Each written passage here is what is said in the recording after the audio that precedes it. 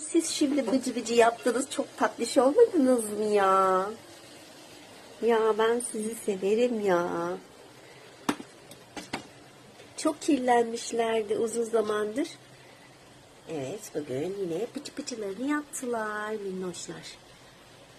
Şuna bak şurada, karınları da tok. Cici, cicişler. Seviyorum sizi.